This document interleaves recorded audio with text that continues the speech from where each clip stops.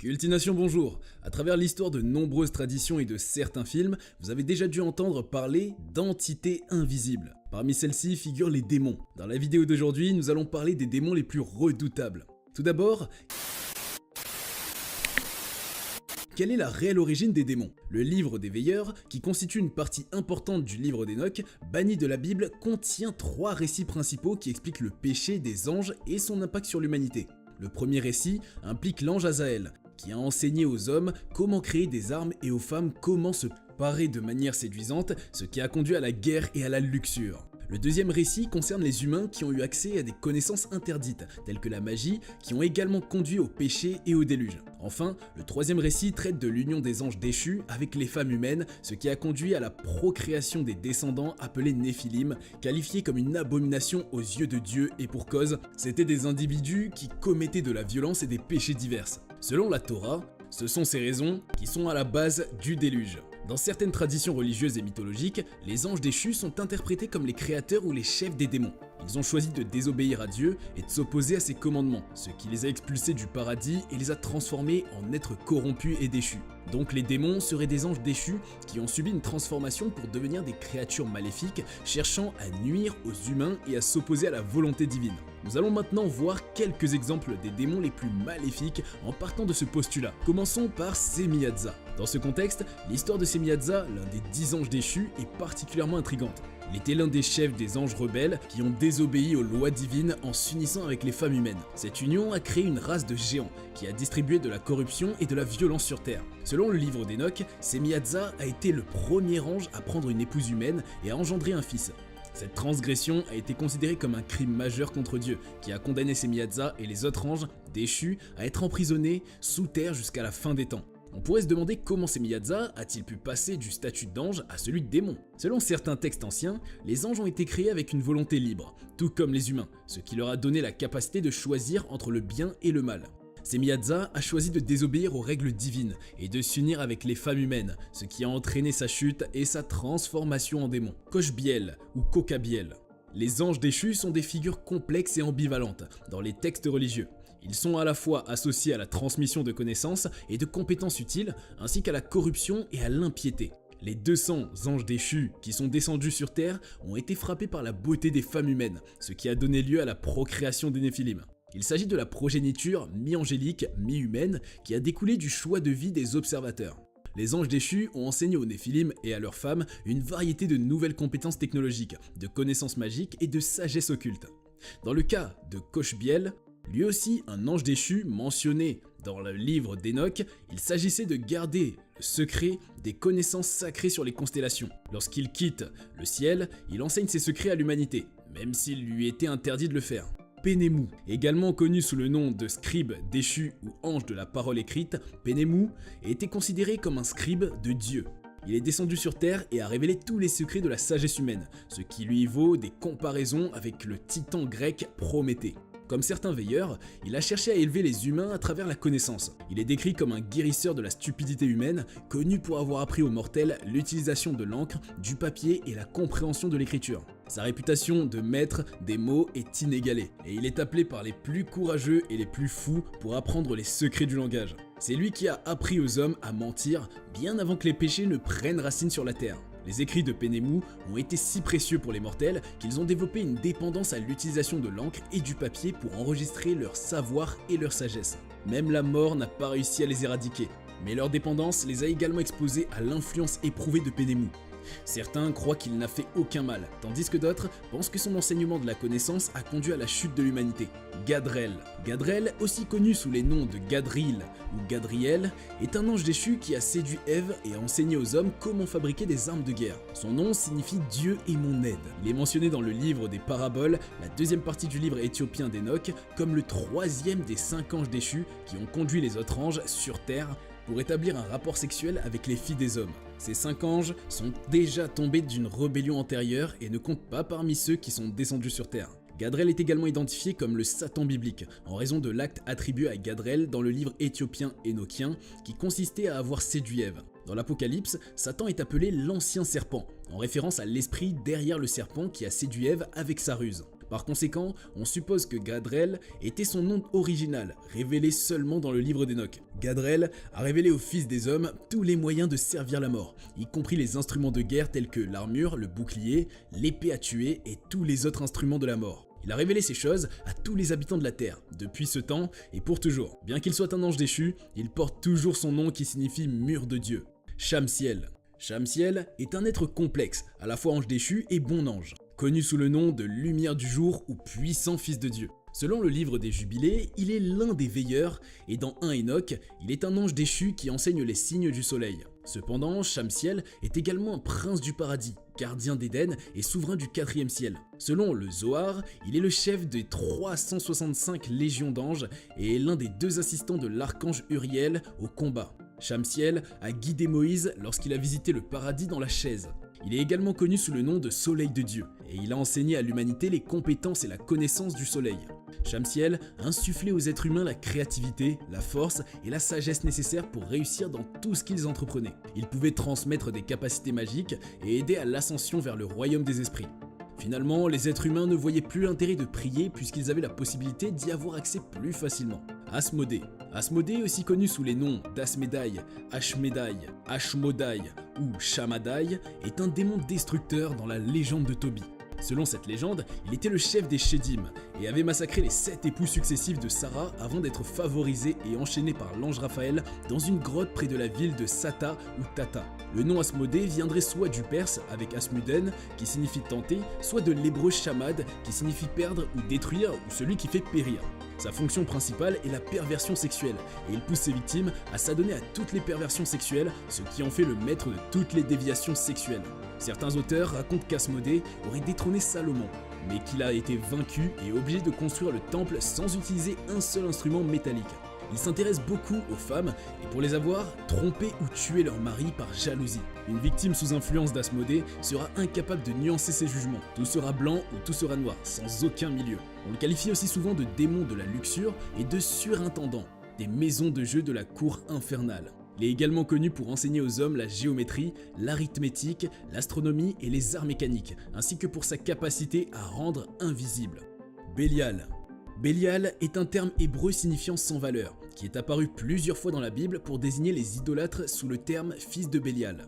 Dans le livre des Jubilés et dans les testaments des patriarches, écrits au 2e siècle avant notre ère, Bélial est décrit comme le prince de la tromperie qui s'empare des âmes des fornicateurs. Au 1er siècle de notre ère, Bélial est considéré comme l'ange du désordre qui gouverne ce monde, tout proche de Satan et de Samaël. Paul mentionne également Bélial en tant qu'ennemi du Christ dans sa lettre aux Corinthiens. L'Apocalypse le nomme la bête. Bélial a ensuite été considéré comme un diable rempli de vices avec un extérieur très séduisant. Il a été associé à la pédérastie et a été vénéré dans des villes comme Sodome. Dans la Goétie, l'art et la pratique de l'invocation de démons, il est étant mentionné comme très dissolu, crapuleux et épris du vice pour le vice même. Il a un maintien plein de grâce et de dignité et peut se montrer sous la forme d'un ange plein de beauté assis dans un char de feu. On dit que Salomon l'a enfermé dans une bouteille avec toutes ses légions, fera une armée de 502 280 démons. Il existe également une histoire selon laquelle les Babyloniens ont cassé la bouteille dans laquelle Salomon avait enfermé Bélial et que tous les diables s'en sont échappés. Mais Bélial s'est caché dans une idole vide et s'est mis à rendre des oracles, ce qui serait la raison pour laquelle les Babyloniens ont adoré cette idole à un moment. Chemosh. Chemosh est une divinité de la mythologie cananéenne qui a été vénérée dans la région du Levant pendant de nombreux siècles. Le nom de Chemosh est souvent associé à la guerre et à la fertilité, et il est souvent représenté avec des symboles de puissance et de férocité. Le culte du dieu étranger Chemosh est mentionné dans un roi, où Salomon aurait intégré un sanctuaire pour lui sur le mont des Oliviers. Chemosh était une divinité du panthéon des Moabites, un peuple voisin avec lequel les premiers Israélites avaient des contacts. Le nom de Chemosh est souvent donné comme signifiant le destructeur ou le dompteur. Les versets sataniques, bibliques, mentionnent la colère de Chemosh. L'interprétation de 2 Rois 3:27 en termes de la colère de Chemosh soulève en effet des questions sur la vision théologique du monde de l'auteur biblique. Cela suggère que l'auteur croyait en l'existence et au pouvoir d'autres divinités, en particulier Chemosh, qui est considéré comme le dieu des Moabites. Cela peut être considéré comme un exemple de polythéisme ou d'énothéisme dans l'ancienne société israélite. Cependant, certains apologistes pourraient soutenir que ces divinités, dont Chemosh, ne sont pas des dieux au sens littéral du terme, mais plutôt des démons prétendant être des dieux. Cette explication est contestée par de nombreux érudits qui affirment que la Bible reconnaît l'existence de nombreuses divinités autres que Dieu lui-même. Dagon. Dagon était un dieu vénéré par les Amorites, les Philistins et les Phéniciens. Il était considéré comme la divinité de la fertilité et de la moisson dans le panthéon cananéen, et selon le mythe, il était le père de Baal. Les Philistins l'adoraient sous la forme d'un monstre hybride au buste d'homme et à la queue de poisson et lui attribuaient l'invention de l'agriculture. Dans la démonologie, Dagon est considéré comme le boulanger et le grand panetier de la cour infernale. Ce démon est cité dans l'affaire des possessions de Louvière et a été signalé pour tout ce qui touche à l'agriculture. On ne lui connaît pas d'autre fonction. Dagon a été adopté en tant que divinité principale par les Philistins, qui étaient formés par différentes populations pré-indo-européennes de la mer Égée et de l'Anatolie, qui adoraient l'origine de la Grande Mer. Ce qu'il est intéressant de noter, c'est que tout comme Chemosh, un doute est établi quant au fait de considérer le personnage comme une divinité ou un démon. Or, dans l'église catholique, il n'y a qu'un seul et unique Dieu. Par conséquent, tous ceux qui se prétendent dieux ou divinités seraient des affabulateurs ou des démons qui essayent de tromper la vigilance du peuple. Hippos. Hyperos, également connu sous le nom d'Hypès ou Hippos, est un démon issu des croyances goétiques mentionné dans divers textes démonologiques tels que le Pseudo-Monarchia, Daemonum et le Lémégéton.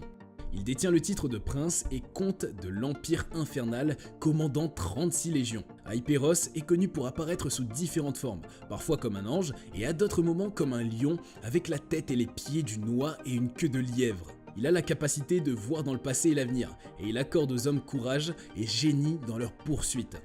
Il a également un côté plus sombre, car il est connu pour provoquer la maladie et la fatigue de ses victimes, entravant leur progression et les obligeant à abandonner leur objectif. De plus, Hyperos a un penchant pour la cruauté, et il est souvent associé à des pirates et des flibustiers qui sollicitent son aide pour rendre leurs naufrages plus brutaux et sanglants. Ceux qui veulent se protéger de ces attaques doivent s'ancrer dans la foi et la prière. La meilleure chose à faire est d'éviter complètement de demander son aide et de se concentrer sur Dieu ou sur ses propres capacités. Lilith. Lilith est un démon femelle, chef d'un groupe de démons portant son nom et soumis à sa volonté. Il cherche à causer la mort des nouveau-nés, tout comme les Lamis. Les origines de Lilith remontent probablement au polythéisme assyro-babylonien où elle était connue sous le nom de Lilitu, signifiant démon femelle ou esprit du vent. Dans la doctrine rabbinique, Lilith est considérée comme le démon nocturne par excellence. Selon une tradition, elle aurait été la première femme d'Adam et la mère de mauvais esprits tels que les Lilines, les Shedim et les Roudines. Lilith est un personnage complexe et mystérieux, souvent associé à la mythologie hébraïque en tant que première femme créée par Dieu. Cependant, si beaucoup connaissent Lilith en tant que démon, peu savent réellement qui est-elle et quelles sont ses origines. Les mythes mésopotamiens nous éclairent un peu. C'est à partir de ces récits mésopotamiens que Lilitu deviendra Lilith chez les Hébreux. Lilith est créée avec Adam de la même manière que lui, et non pas à partir d'une de ses côtes, son rôle étant d'être son égal et non de le compléter, comme le fait Ève plus tard. Mais Lilith se dispute avec Adam et s'enfuit, et Dieu la maudit pour cela. Chaque jour, 100 de ses enfants mouraient, mais elle refusait de revenir. 3 anges Sénoï, Sand-Sénoï et Séman-Guélof la retrouvèrent et elle jura que chaque fois qu'elle regardait l'un d'entre eux, le nourrisson survivrait mais qu'elle tuerait les autres. Ainsi, par la suite, on mit des amulettes autour du cou des nouveau-nés avec les noms des 3 anges inscrits dessus. C'est à partir de ce moment-là que Lilith est devenue connue comme une tueuse de Titi. Certains écrits disent que les 3 anges lui donnèrent ce pouvoir, car elle voulait également se suicider et donc pour qu'elle survive, soit motivée par son désir de vengeance. Elle pouvait provoquer de fausses couches et des complications lors de l'accouchement, se vengeant pour la perte de ses propres enfants sur d'autres femmes. Certains écrits disent que la survie de l'enfant dépendait de leur père. S'il n'avait pas été souillé par Lilith, alors elle ne pouvait pas le tuer. Dans le cas contraire, elle disposait de ses victimes à sa guise. Belzébuth. Belzébuth, le prince des démons, est considéré comme le second en pouvoir après Satan, et certaines versions affirment qu'il détrônera un jour ce dernier. Il est également connu sous le nom de Seigneur des mouches, ou de Seigneur des immondices. On le décrit comme étant d'une taille prodigieuse, assis sur un immense trône. Son visage est bouffi, avec des yeux ardents, des sourcils élevés et de grosses narines. Il porte 2 cornes de bouc sur la tête et un bandeau de feu autour du front. Sa poitrine est gonflée et bardée de 2 grandes ailes de chauve-souris. Ses pattes sont celles d'un canard et sa queue celle d'un lion. Son corps est noir et recouvert de longs poils hirsutes.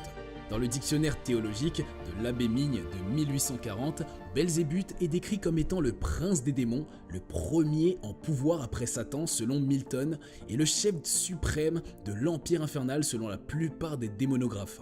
Les peuples de Canaan le révéraient comme la divinité la plus importante, parfois sous la forme d'une mouche, mais le plus souvent avec les attributs de la puissance souveraine. Il pouvait rendre des oracles et le roi Ocosias l'a même consulté pour une maladie qui l'inquiétait.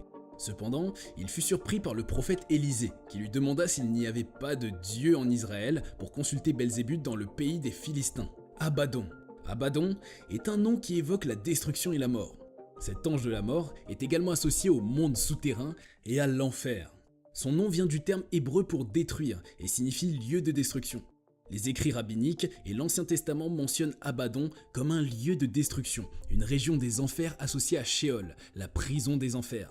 Abaddon est aussi connu sous le nom grec Apollyon, à ne pas confondre avec le dieu Apollon, vénéré par les Grecs. Abaddon est le prince qui gouverne la 7e hiérarchie des démons, les furies qui gouvernent les puissances du mal, de la discorde, de la guerre et de la dévastation. Dans l'Ancien Testament, Abaddon est également associé à la tombe et aux enfers. Job 26.2.6 le repose à Sheol, tandis que Job 28.2.22 nomme Abaddon et mort ensemble, impliquant des êtres personnifiés. Dans l'Apocalypse, Abaddon est personnifié comme le roi de l'abîme, le puissant fond de l'enfer. Le nom grec Apollyon est également mentionné, probablement une référence à Apollon, dieu grec de la peste et de la destruction. En démonologie, Abaddon est le chef des démons de la 7e hiérarchie, et est représenté comme un être doté d'un corps splendide de femme, avec une tête d'aigle et des pieds en forme de cerf, tenant une flèche dans sa main gauche. Les sorciers désignent qu'Abaddon peuvent être présentés pour résoudre un conflit amoureux, car il peut s'attaquer à un rival et aplanir tous les obstacles se dressant sur le chemin de l'amour. Cela peut sembler fantasque, mais si l'on songe qu'Abaddon est la figure démoniaque d'Apollon, cela peut être compréhensible, car Apollon était réputé pour sa grande beauté, mais n'a jamais trouvé l'amour. Et ce sera tout pour la vidéo du jour. N'oubliez pas de nous laisser un pouce vers le haut et de vous abonner si ce n'est pas déjà fait. A très bientôt pour de nouvelles vidéos sur Cultination.